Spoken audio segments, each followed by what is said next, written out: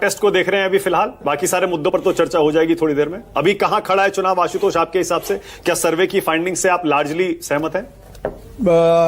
थोड़ा सा मैं डिसएग्री करता हूं सर्वे की फाउंडिंग से। मुझे ऐसा लगता है कि महागठबंधन को एज दिखाई पड़ता है, और उसके दो बड़े कारण है जो अमिताभ जी के अपनी सर्वे में ही मुझे दिखाई पड़ता है। एक तो ये कि जो एंटी इनकम्बेंसी जो इनके सर्वे में दिखाई पड़ी वो 48% है, विच इज ह्यूज।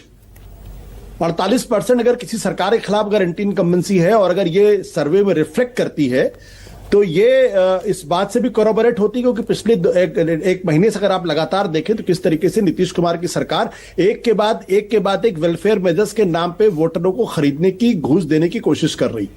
वो डायरेक्ट बेनिफिट कभी, अभी आप ही ने बताया कि 17 लाख मजदूरों को कपड़े देने के लिए बात कर रहे हैं। दूसरी बात जो उससे भी ज्यादा महत्वपूर्ण है वो ये कि जो 18 से 24 साल के जो यंग वोटर्स हैं, दरअसल जो माहौल बनाने में बड़ी जिनकी भूमिका होती है, और जिन्होंने नेपाल में काफी तबाही मचाई भी हाल में, 57% वो हैं जो नीतीश सरकार के खिलाफ है। 57%। These are huge numbers.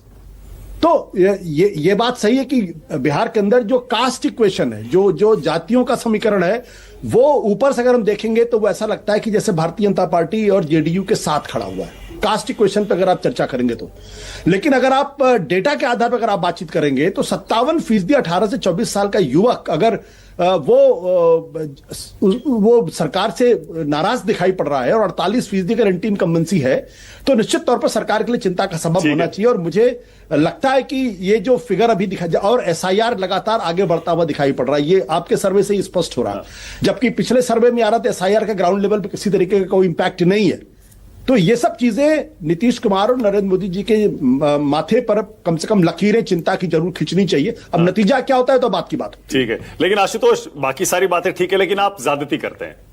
आपने कहा कि नीतीश कुमार वोटरों को खरीदने के लिए घूस दे रहे हैं, तो सारी पार्टियां करती हैं आशुतोष। और आम आदमी पार्टी, मैं कहूंगा आम आदमी पार्टी जिसने इसकी शुरुआत की, उसमें तो आप खुद शामिल थे आशुतोष। उसके बाद कांग्रेस हो, बीजेपी हो, देश की कोई पार्टी गिना दीजिए जो ये सब नहीं करती है, और आप कह रहे हैं वोटरों को घूस दी जा रही है। एक नागरिक होने के नाते मुझे उस पर पश्चाताप करने का अधिकार है, and I feel slightly ashamed and I should regret this, कि क्योंकि अब मैं जब लार्जर पर्सपेक्टिव जब मैं देखता हूं तो ये दिखाई ये पड़ता है कि अब जो एंटी इनकम्बेंसी को खत्म करने के लिए जो चीज राजस्थान, मध्य प्रदेश में शुरू हुई, और अब गुजरात में, और नहीं गुजरात में नहीं बल्कि महाराष्ट्र में बड़े पैमाने पर की गई,